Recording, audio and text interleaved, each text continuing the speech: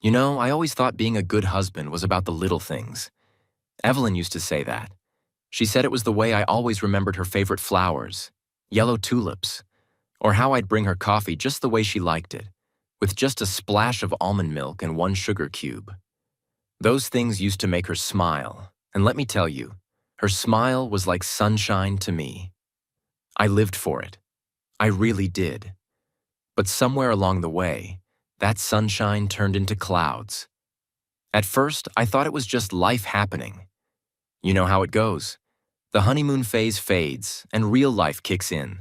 Work stress, bills, and routine. It can take the magic out of a marriage.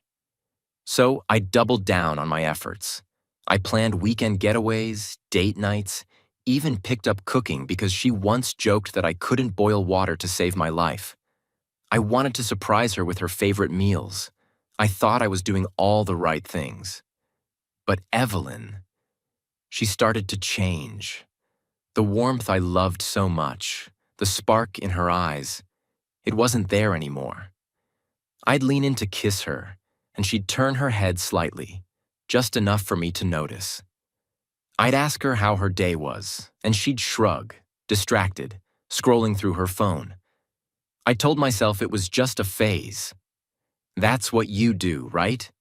When you love someone, you don't give up when things get tough. You dig in your heels and fight for it. So I fought. I fought with all I had, but no matter what I did, Evelyn grew more distant. It wasn't just the big things, like how she'd stop holding my hand when we walked together. It was the small things, too, like how she started locking her phone. She'd never done that before. Or how she'd laugh at something she was reading, and when I asked her what it was, she'd say, "Oh, nothing. Nothing." That word started to feel like a wall between us. The worst part? She didn't even seem angry with me.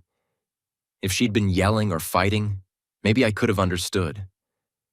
But no, it was just this quiet, icy detachment, like she was slipping through my fingers, and I couldn't hold on no matter how hard I tried. Of course I noticed. How could I not?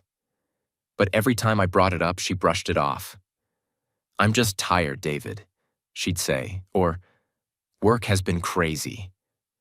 And like the idiot I was, I believed her. Or maybe I wanted to believe her, because the alternative, that she didn't love me anymore, was too painful to face. I remember one night lying in bed next to her. She had her back to me, scrolling through her phone like always. I stared at the ceiling, wondering where we had gone wrong. I even blamed myself. Maybe I wasn't romantic enough, or exciting enough. Maybe I'd gotten too comfortable. Marriage is supposed to be work, right? So I worked harder. I didn't realize that I was working alone. My sister Lila noticed. She's always been blunt, sometimes to a fault. "David, something's off with Evelyn," she said one evening over coffee. "You need to open your eyes." But I brushed her off. Lila had always been a little too suspicious of people, and I told myself she was just reading too much into things. Then there was Greg, my best friend since college. He's the kind of guy who doesn't say much but sees everything. "You okay, man? You've been looking drained lately," he asked me one day. I told him I was fine, but he didn't buy it. "Just don't ignore it if something feels wrong. That kind of thing doesn't fix itself." I should have listened to them. I should have paid attention to the warning signs.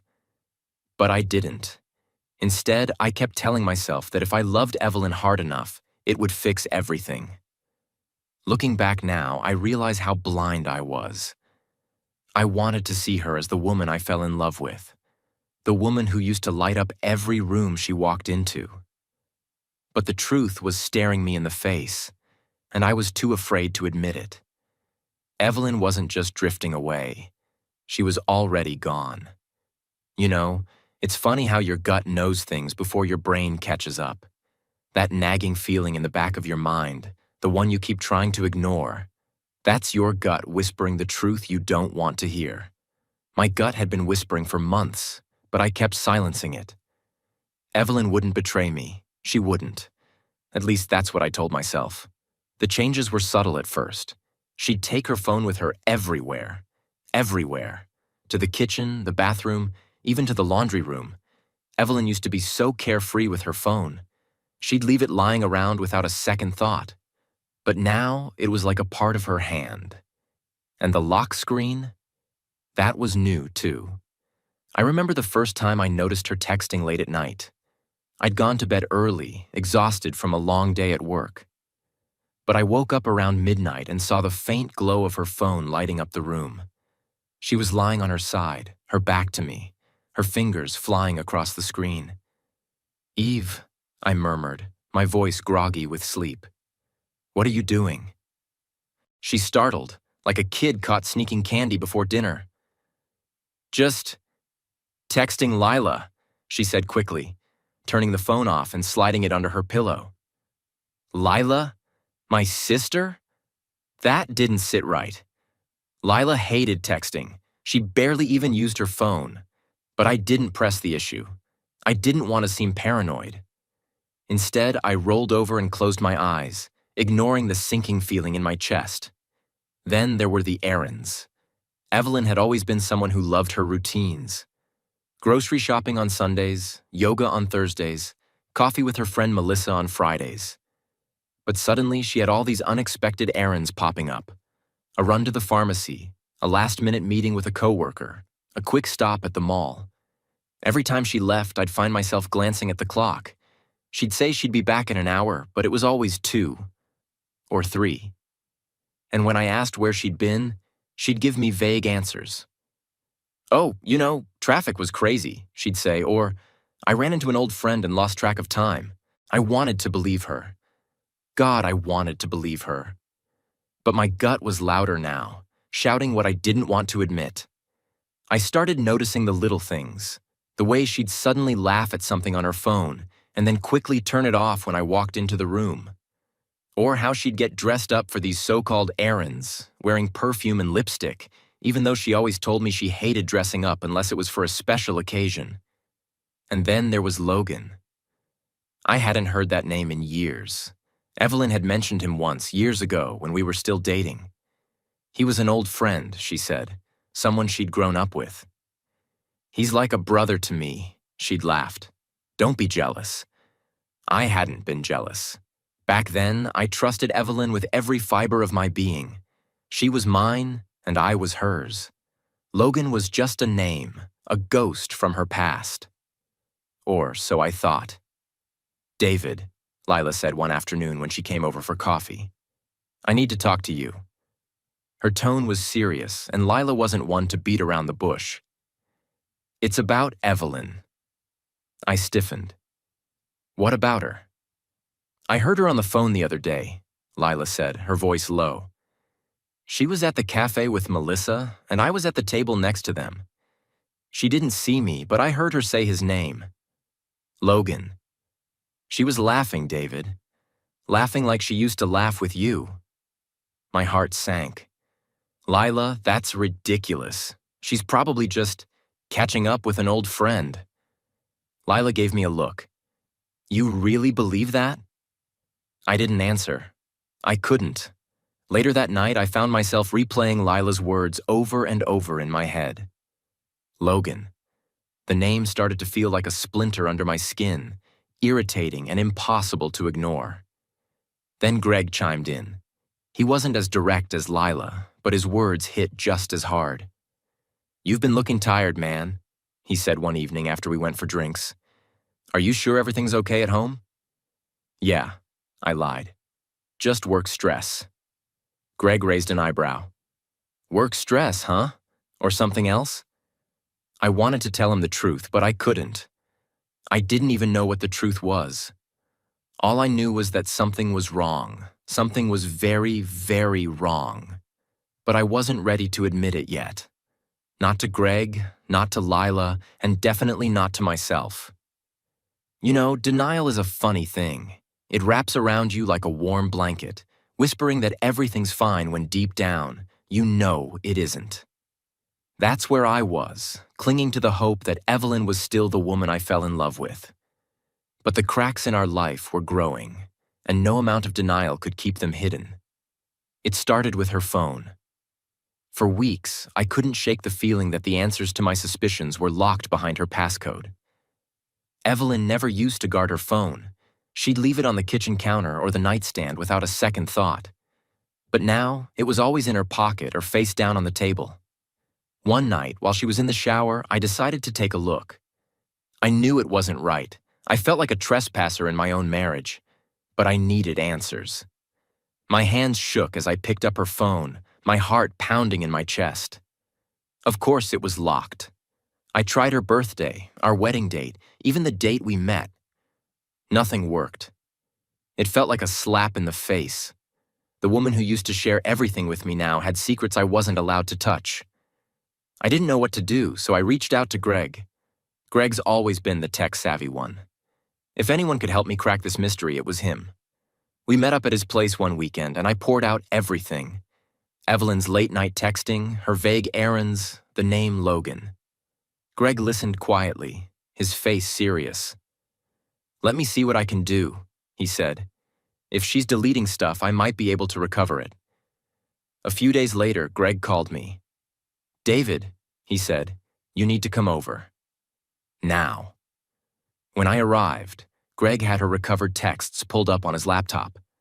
My stomach churned as I read the messages. Flirty, intimate, playful, words that Evelyn hadn't said to me in years.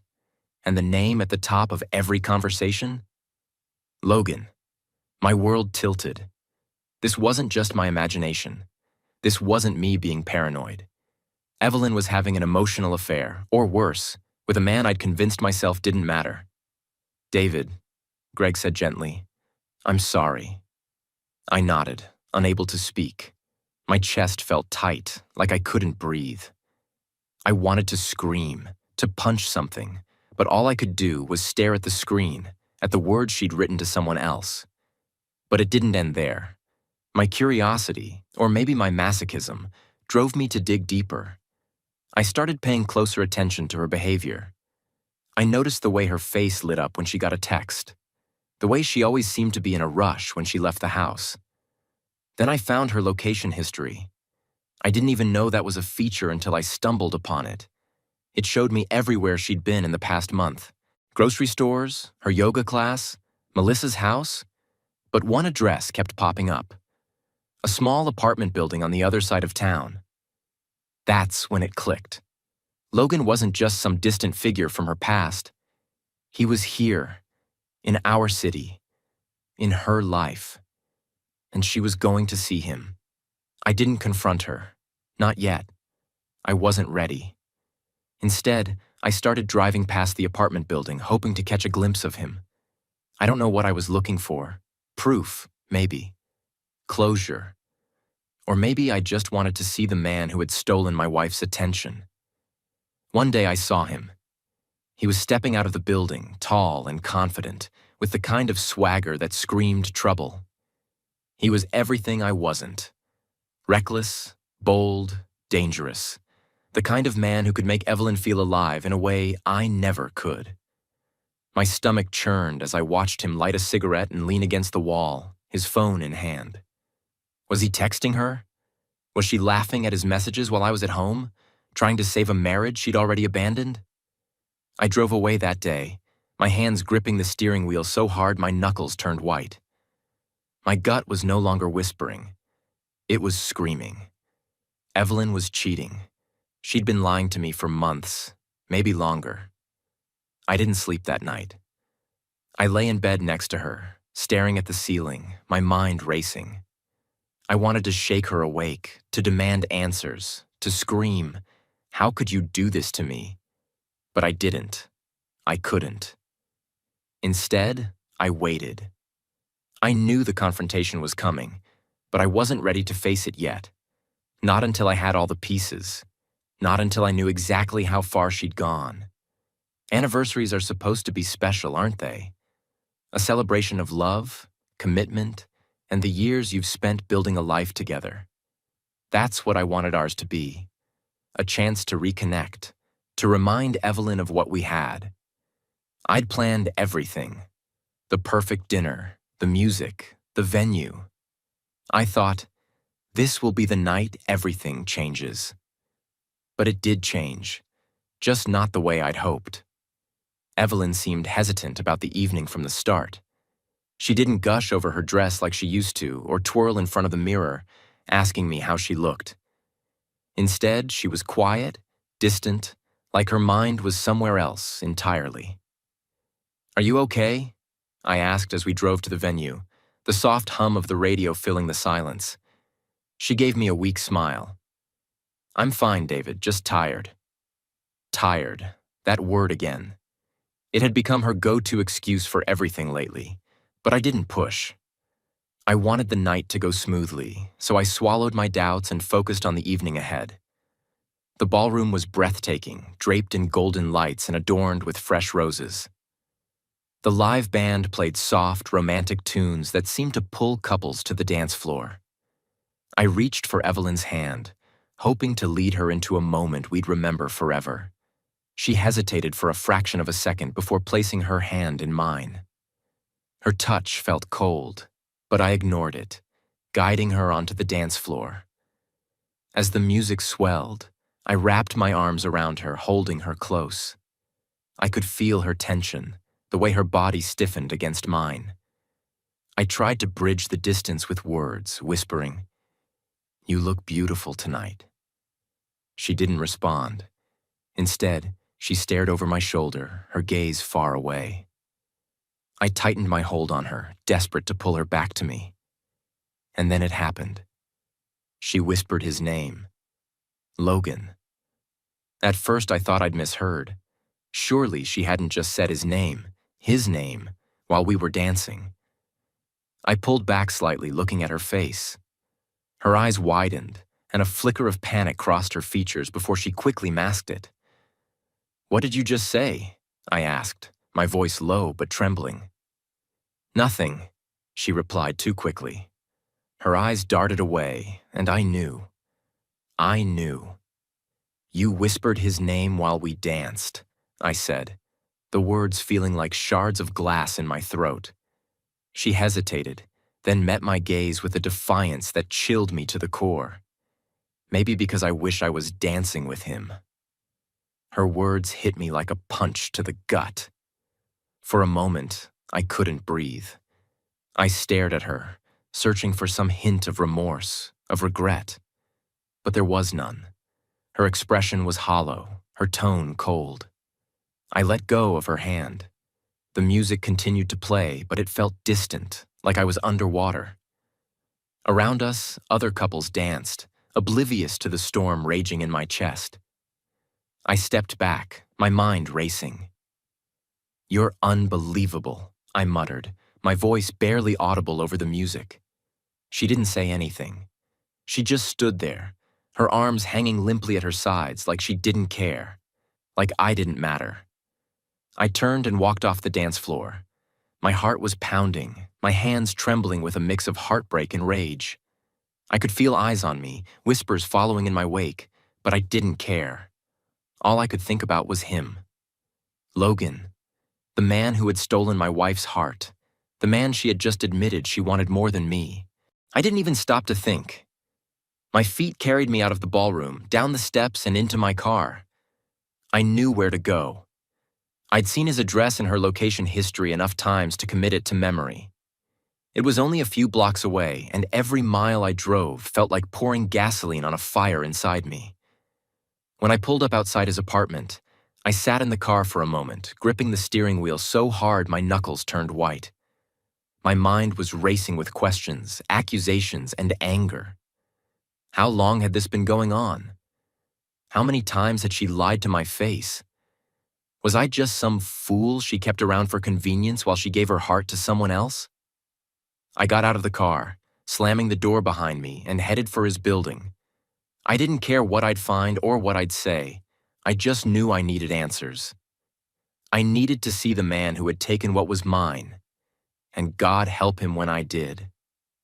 The air outside Logan's apartment building was cold and sharp, biting into my skin as I stood there staring at the door. It was a nondescript building, the kind you wouldn't look at twice if you passed it on the street. But to me, it was the epicenter of my rage, the place where Evelyn's betrayal had come to life. My heart was pounding so hard it felt like it might burst out of my chest. I took a deep breath, trying to steady myself. What was I even planning to do? Confront him? Yell? Demand answers? None of it felt like enough. None of it would undo the months of lies, the stolen moments, the name she'd whispered while we danced. I climbed the steps 2 at a time, my fists clenched at my sides. My mind was racing with everything I wanted to say, every ounce of anger and hurt I'd been bottling up. I reached his door and hesitated for a fraction of a second before pounding on it with a force that rattled the frame. The door opened, and there he was. Logan. He looked exactly like I'd imagined. Confident, cocky, and infuriatingly nonchalant. He was taller than me, with broad shoulders and a smug grin that only fueled my rage. He was the kind of guy who didn't just walk into a room. He strutted, knowing all eyes would be on him. "Can I help you?" he asked, his voice dripping with arrogance. "You know damn well why I'm here," I snapped, stepping forward. He didn't move, didn't flinch, just stood there with that infuriating smirk on his face. "Ah," he said, realization dawning. "You must be David." He said my name like it was a joke, like I was a joke. Hearing him say my name made my blood boil. "You've been seeing my wife," I said, my voice trembling with anger. "You've been texting her, meeting her, lying to me." Logan crossed his arms, leaning casually against the doorframe. "Look, man, it's not what you think. Evelyn and I, we're just friends. She needed someone to talk to, someone who understood her. That's all." "Don't lie to me," I shouted, my voice echoing down the hallway. "I've seen the messages. I've seen the way she looks at her phone, the way she's been sneaking around. You think I'm stupid?" Logan's smirk faltered for a moment, replaced by something colder. "Look, if she's unhappy with you, that's not my fault. Maybe you should have done a better job keeping her interested." That was it. That was the moment I snapped. Before I even realized what I was doing, my fist connected with his face. The force of the punch sent him stumbling back, crashing into the wall behind him. He let out a grunt of pain, clutching his nose as blood started streaming down his face. "You son of a—" Logan lunged at me, but I was ready. I shoved him back, pinning him against the wall. "You think you can just waltz into my marriage and take what's mine?" I snarled, my voice shaking with fury. "You think you're better than me?" Logan struggled against my grip, his face twisted in pain and anger. "She came to me," he spat, blood dripping onto his shirt. "She's the one who reached out, not me." His words hit like a gut punch. As much as I wanted to blame him for everything, I couldn't ignore the truth. Evelyn had made the choice. She'd let this happen. I released him, stepping back, my chest heaving. Logan slumped against the wall, wiping the blood from his face. "You've got issues, man," he muttered, glaring at me. I didn't respond. My fists were throbbing, my mind spinning. I'd come here for answers, but all I'd found was more pain. As I turned to leave, Logan called out, "For what it's worth, she doesn't love me either. She's just lost." I didn't look back. His words echoed in my mind as I walked out of the building, my legs feeling like lead. The fight hadn't given me closure. It hadn't made me feel better. If anything, it had only confirmed what I already knew. Evelyn was gone, and there was nothing I could do to bring her back. I got into my car and gripped the steering wheel, staring blankly at the dashboard. My hands were shaking, my knuckles bruised and bloodied. The weight of it all, the lies, the betrayal, the fight, came crashing down on me. I felt empty, like a part of me had been ripped away. I drove home in silence, the sound of the tires on the pavement the only thing keeping me grounded. When I walked into the house, Evelyn was sitting on the couch, scrolling through her phone like nothing had happened. She looked up when she saw me, her expression unreadable. "Where have you been?" she asked casually, as if she didn't already know. I didn't answer. I just stared at her, my chest tight with all the things I wanted to say but couldn't. Finally, I turned and walked away, heading to the bedroom. I needed time to think, to figure out what to do next. Because one thing was clear. The woman I loved was no longer the woman sitting in my living room. And I didn't know if I could ever forgive her. I didn't sleep that night. My knuckles throbbed from the fight, my head pounded from all the unanswered questions, and my heart felt like it was shattered into a million pieces. Evelyn hadn't even come to check on me. She stayed in the living room, scrolling through her phone as if nothing had happened, as if we hadn't just crossed the point of no return. The next morning, I woke up early, determined to confront her. I wasn't going to let this betrayal fester in silence anymore. If our marriage was over, I needed to hear it from her. I needed her to say the words out loud. When I walked into the kitchen, she was sitting at the table sipping her coffee. She looked up when she saw me, her expression neutral. "Morning," she said, as if it was just another day. I didn't respond. I pulled out a chair and sat across from her, my eyes fixed on hers. "We need to talk," I said, my voice steady but firm. She sighed, setting her mug down. "About what?" "Don't play dumb, Evelyn. About Logan. About everything." She stiffened, her calm facade cracking for just a moment before she regained control. "I don't know what you're talking about." "Stop lying to me," I snapped, slamming my fist on the table. The sound echoed through the kitchen, and Evelyn flinched. "I went to his apartment last night. I talked to him. He told me everything." Her eyes widened, and for the first time, I saw fear. She opened her mouth to speak, but no words came out. "Do you love him?" I demanded, my voice quieter now, but no less intense. "Just tell me the truth, Evelyn. Do you love him?" She hesitated, looking away. I don't know," she finally admitted. I let out a bitter laugh. "You don't know? After everything you've done, you don't know." "It's complicated, David," she shot back, her voice rising. "You think this is easy for me? Do you think I wanted things to turn out this way?" "I don't know what you wanted," I said coldly. "Because you never gave me a chance to fix things. You just ran to him." Her face twisted with anger. "Fix things? How could you fix something you didn't even know was broken? I've been unhappy for years, David. Years, and you never noticed." "That's not true," I said, shaking my head. "I noticed. I tried. But every time I asked you what was wrong, you shut me out. You lied to me." She stood up abruptly, pushing her chair back with a loud scrape. "Maybe because I knew you wouldn't understand. You never understood me, David. Not the way Logan does." The mention of his name was like a knife to the chest. I stood up too, towering over her. "Logan doesn't love you, Evelyn. He told me himself. You're just a fling to him, someone he can use when it's convenient." Her face paled, and for a moment, I thought she might cry. But instead, she glared at me, her eyes filled with defiance. At least he made me feel alive. At least he made me feel something. Her words hit harder than any punch. I stared at her, my heart breaking all over again. "You know what?" I said, my voice trembling. I'm done. I'm done fighting for someone who doesn't want to be fought for." I turned to leave, but she grabbed my arm. "David, wait." I stopped, but didn't turn around. "What?" "I never meant for it to get this far," she said quietly. "I never meant to hurt you." I laughed bitterly. "You didn't mean to hurt me? Evelyn, you destroyed me." I pulled my arm free and walked out of the house, slamming the door behind me. I needed air, space, anything to clear my head. I walked aimlessly through the neighborhood, my mind racing.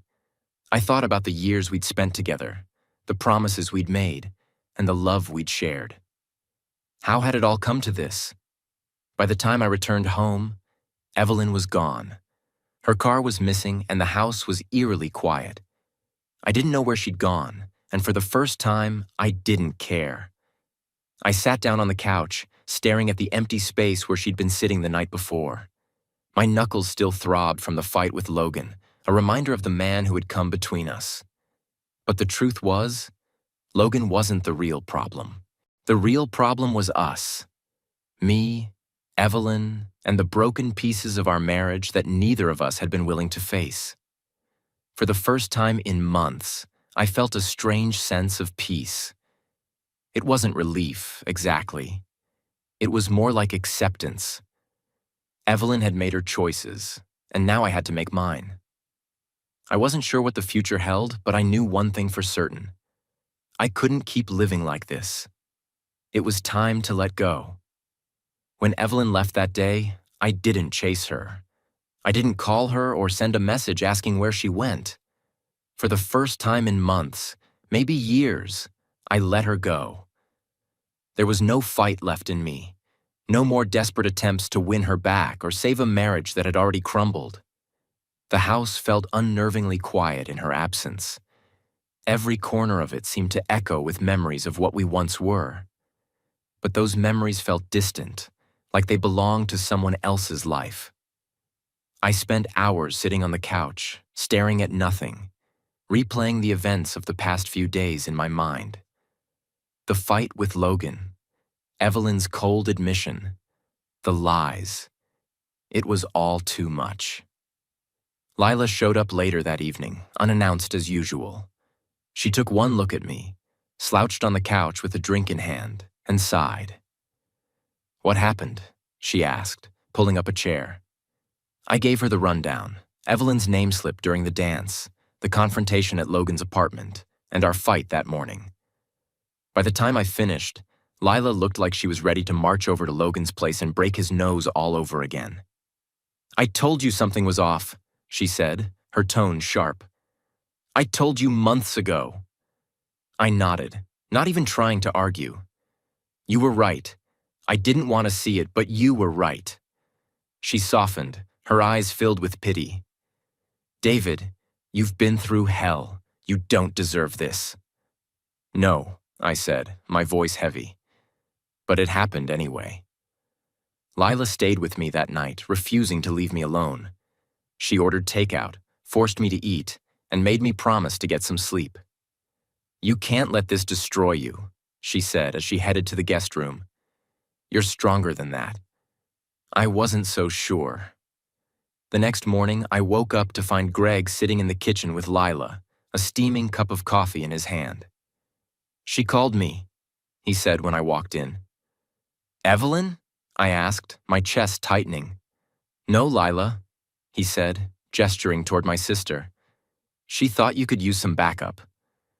I sat down with them, grateful for their support, even though I hated feeling like a charity case. We talked about everything, about the marriage, about Logan, about what came next. Greg, ever the practical one, suggested I file for divorce immediately. "There's no coming back from this, David," he said. "You know that, right?" I nodded. I did know. Evelyn's betrayal had cut too deep, and the love we once shared felt irreparably damaged.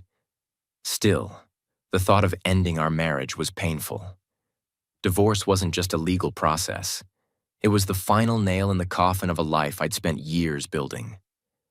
That afternoon, I packed a bag and left the house. I couldn't stay there, surrounded by reminders of Evelyn. I checked into a nearby hotel, needing space to think and figure out my next steps. I called my boss and took the week off work, citing personal reasons.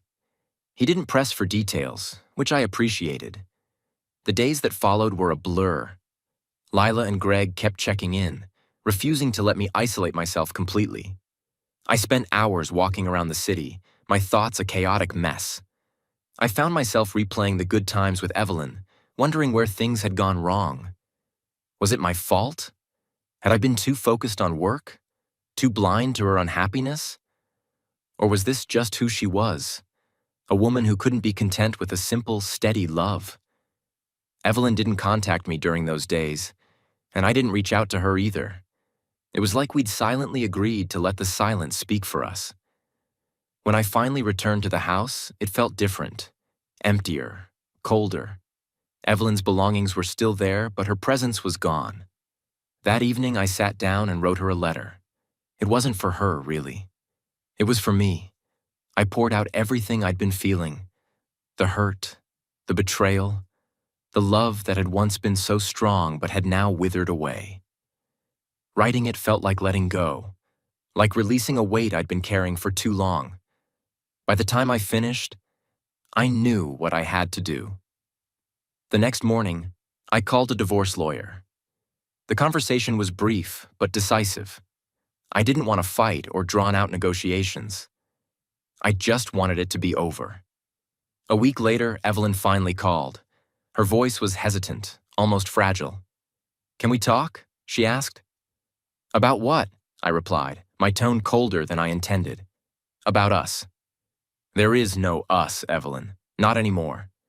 She was silent for a moment before saying, "I'm sorry, David. For everything." I wanted to believe her. Part of me even wanted to forgive her. But I couldn't. Not yet. Maybe not ever. "I hope you find what you're looking for," I said before hanging up. I never thought I'd be the kind of man to sit across from a divorce lawyer, talking about splitting assets and untangling a life I thought was built to last forever. Yet there I was, in a sterile office that smelled faintly of old paper and stale coffee, listening to a man in a sharp suit ask me about property, finances, and irreconcilable differences. "Do you want to contest anything?" the lawyer asked, his tone professional but detached. "Or are you willing to settle amicably?" "Amicably," I replied without hesitation. I didn't have the energy for a fight, and honestly, I didn't want anything from Evelyn except freedom. The house, the car, the furniture, I didn't care. Let her have it all. None of it mattered anymore. The lawyer nodded, jotting down notes. "I'll prepare the paperwork. Once it's filed, she'll have 30 days to respond. If she doesn't contest, it'll be finalized within a few months." Months. It felt like a lifetime. But at least there was an end in sight. When I left the lawyer's office, I sat in my car for a long time, staring at the dashboard. I thought about the day I proposed to Evelyn, how her face had lit up when I slipped the ring on her finger. I thought about our wedding day, the vows we'd made, the promises we'd broken. And I thought about the man I'd been back then. Hopeful, idealistic, completely in love. That man was gone now. Evelyn didn't make things easy, of course. A few days after the papers were served, she showed up at the house. I was packing some of my things when I heard the doorbell ring. When I opened the door, there she was, standing on the porch with tears in her eyes. "David," she said softly, her voice trembling. "Can we talk?" I hesitated for a moment before stepping aside to let her in. She walked into the living room, her eyes scanning the boxes and suitcases. "You're leaving?" "I can't stay here, Evelyn," I said, my tone even. "Not after everything."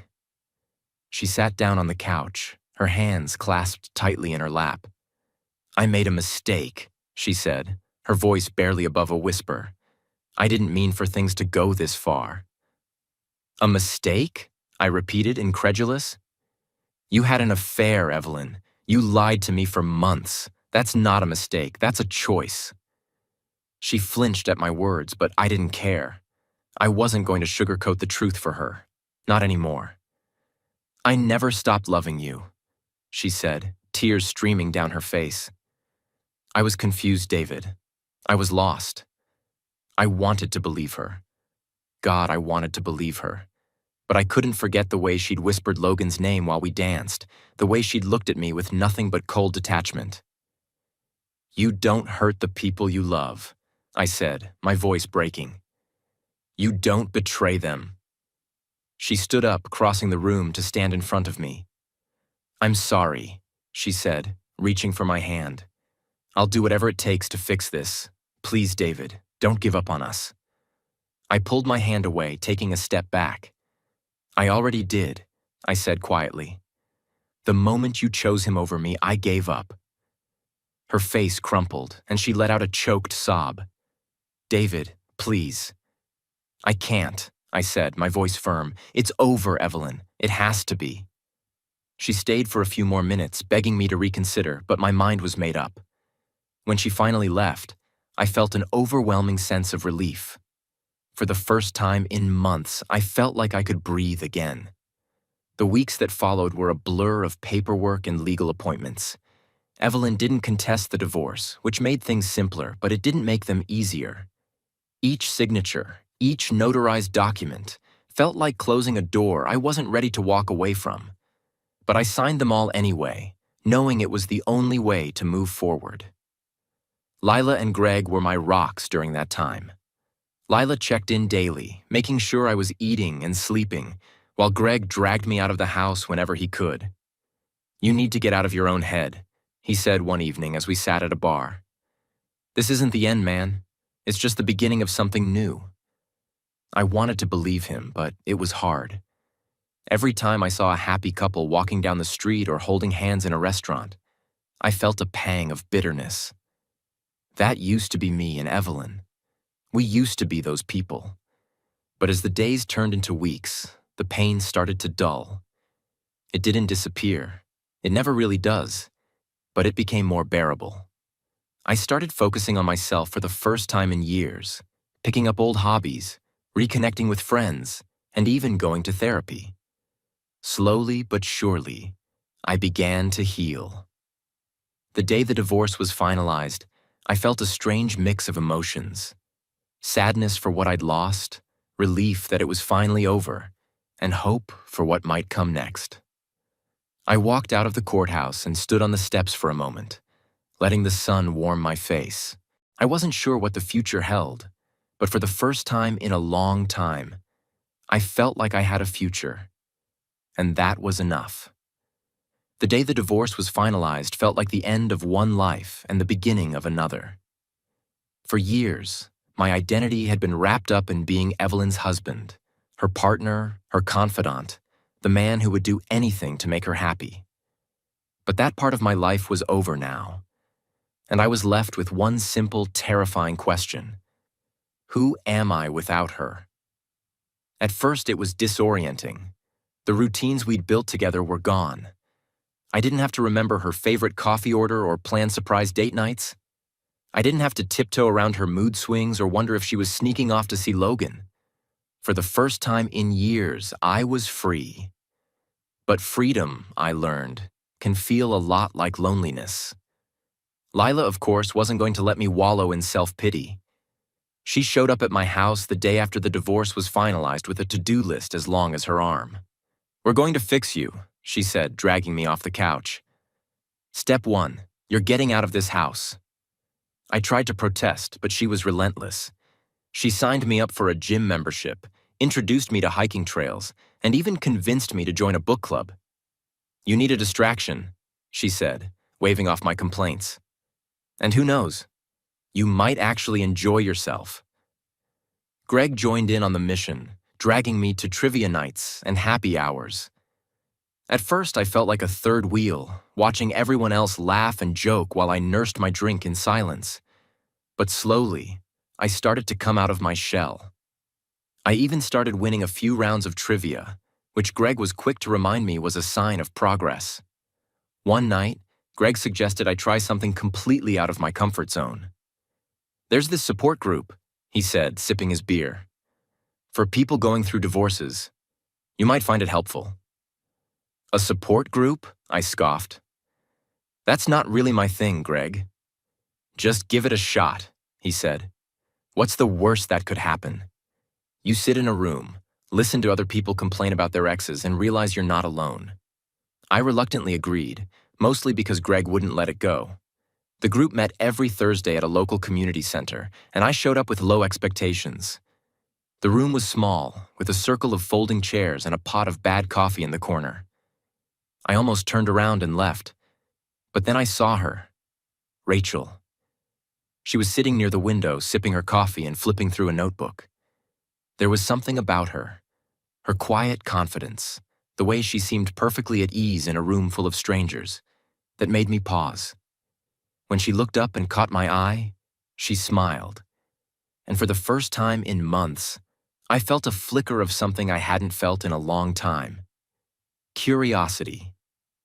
I took a seat across from her, and as the group began to share their stories, I found myself watching her more than I should have. She spoke with a calm honesty, sharing her experience with a husband who had left her for someone younger. Her voice was steady, but her words carried a weight that I recognized. She was hurting, just like I was. After the meeting, I found myself lingering by the door, hoping for a chance to talk to her. When she walked past, she paused and said, "First time?" "Is it that obvious?" I asked, managing a small smile. She laughed softly. "We've all been there. It gets easier."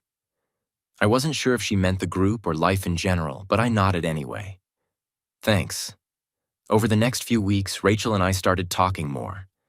At first, it was just polite conversation before and after the meetings, but eventually, we started meeting for coffee afterward. She was easy to talk to, and for the first time, I felt like someone truly understood what I was going through. Rachel wasn't just kind. She was strong. She'd been through her own heartbreak, but she hadn't let it define her. She had this way of looking at life that made me realize I didn't have to be stuck in my pain forever. She inspired me to move forward, to start rebuilding. One evening, after a particularly emotional meeting, we found ourselves sitting in a diner, talking long after the coffee had gone cold. "Do you ever think about what's next?" I asked her. "All the time," she said, stirring her sugar into her cup. "But I've stopped trying to plan it. Life doesn't really care about your plans, does it?" "No," I said, smiling. "It doesn't." We sat in silence for a moment, and then she said something I'll never forget. "The thing about heartbreak is that it doesn't mean you're broken. It just means you're human." Her words stayed with me long after that night. They became a kind of mantra, a reminder that what I'd been through didn't define me. It was just a chapter in my story, not the whole book. In the weeks that followed, I started to feel like myself again, or maybe someone new.